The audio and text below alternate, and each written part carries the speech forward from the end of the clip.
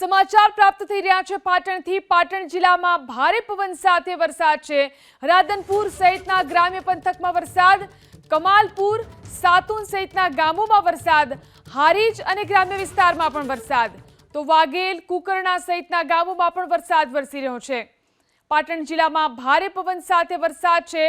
રાધનપુર સહિતના ગ્રામ્ય પંથકની અંદર વરસાદ વરસી રહ્યો છે। અહીં કમાલપુર, સાતુન સહિતના ગામોમાં ભારે વરસાદ વરસ્યો। હારીજ અને આસપાસના વિસ્તારોની અંદર પણ ભારે વરસાદ। સમાચાર પ્રાપ્ત થઈ રહ્યા છે પાટણથી। પાટણ જિલ્લામાં ભારે પવન સાથે વરસાદ છે।